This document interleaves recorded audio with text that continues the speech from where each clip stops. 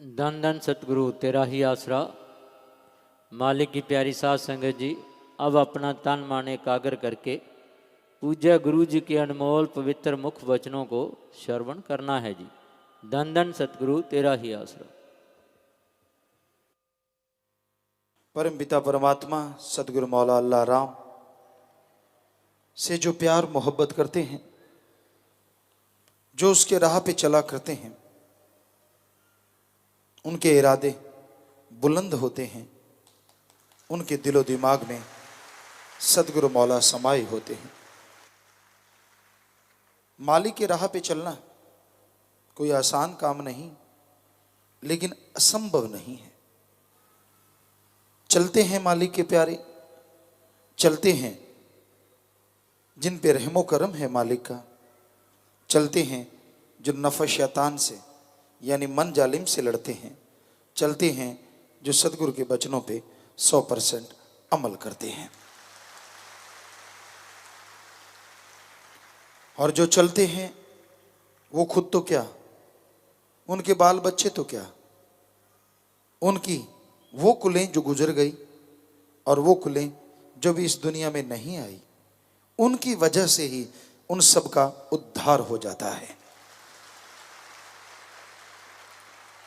सेवा जिसके भाग्य में मिल जाती है, तन से, मन से, धन से, जो सेवा करते हैं, वो सेवा कभी भी खत्म नहीं होती, यानी की गई सेवा कभी बर्बाद नहीं होती, उसका फल 100% मिलता ही मिलता है।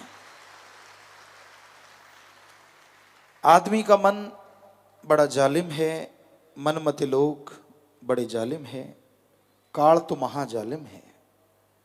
इंसान को भरमाता है, इंसान को भटकाता है, कभी काम वासना विषय विकार के ख्याल देता है, कभी क्रोध के घोड़े पे सवार कर देता है, कभी लोभ लालच के जाल में फंसा लेता है, कभी मोह ममता की जंजीरों में उलझा देता है, और कभी अहंकार के पहाड़ पे चढ़ा देता है। ये मन का काम है। मन से लड़ना कलयुग में भक्ति है। कैसे लड़ा जाए मन से? मन जो कहता है वो रुकेगा नहीं। उसको रोकने के तरीके हैं। एक तो सेवा करो, दूसरा घंटा सुबह शाम सुमरन करो, मालिक से मालिक को मांगते रहो। कभी विचार आ भी जाए टेंशन ना लो, उन विचारों पे अमल ना करो। बस आपको कुछ नहीं कर सकता काल, मन आपको कुछ नहीं कर सकता। जब आप मन के लोभ लालच में आके बुरे कर्म करने लग जाते हैं, मन के लोभ लालच में आके बुरी तरह फंस जाते हैं, तो आप गिर जाते हैं भक्ति से, गिर जाते हैं मालिक के प्यार से। मन के कहे चलो मत कोई, मन के कहे अनुसार कभी ना चलो। पीर फकीर कहते हैं उनको सुनो, अमल करो, यकीनन आपका बेड़ा पार होगा और मालिक की दया में रहमत आप पे मूसलाधार बरसेगी। तो अंदर की बुराइयां दूर करनी है, अंदर के बुरे विचारों को रोकना है।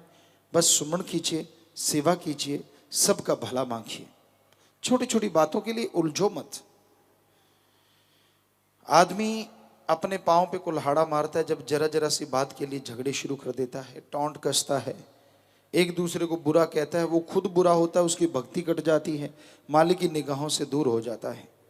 जो जितने चतुर चालाक बन के बुरे कर्म करते हैं, यानी किसी को पता नहीं चलने देना, किसी को महसूस नहीं होने देना, उनके परिवारों में, उनके अंदर ऐसी कमियां आती हैं जिसकी वजह से वो बर्बाद हो जाते हैं। इसलिए उस मालिक को खिलौना ना समझो, वो सब जानता है।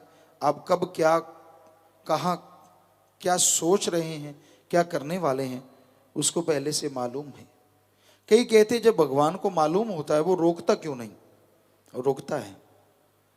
जो मालिक का प्यार करने वाले हैं, मालिक का नाम जपने वाले हैं, उनके अंदर आवाज़ जरूर आती है कि तू गलत रास्ते पे चल पड़ा, तेरा रास्ता बदल गया है, अब तू बुरे कर्म करने शुरू कर रहा है, मनमते चल रहा है, गुरुमता तेरा खत्म हो गया है। लेकिन मन अहंकारी इतना दबा देता है, अरे छोड़, गुरुमते चल के कौन सा तुझे हीरे मोती मिल गए, गुरुमते चल के कौन सा तुझे जायदाद मिल गई। चल तू अपने हिसाब से चलेंगे, अपने हिसाब से जिंदगी जिएंगे। फिर अपने हिसाब से ही कर्मों का बोझ उठाना पड़ता है, तब कुरलाता है, लेकिन तब तक बहुत देर हो चुकी होती है। इसलिए संत पीर फकीर जो बताते हैं कि अल्लाह मालिक की आवाज तो आती है कि बुरा कर्म मत कर, मनमते मत चल। एक बार की बात है, परमपिता शास्त्राम जी दाता रहबर के पास कोई सत्संगी आए और हम भी आए थे। हमें पूरा ख्याल में नहीं आए थे या नहीं, लेकिन याद आता है कि हम आए हुए थे। तो उस किसी सज्जन ने आके पूछा, पिताजी ये मैं घर बना रहा हूँ, वैसी लाइन ने से खींच के, तो मैं जंगला इधर रखूँ या उधर रखूँ। अब पास खड़े जिम्मेवार थे, वो हंसने लगे, कहते यार ये भी कोई पूछने वाली बात है, तेरी मर्जी, जिधर मर्जी जंगला रख ले। परम पिताजी मुस्कुराए।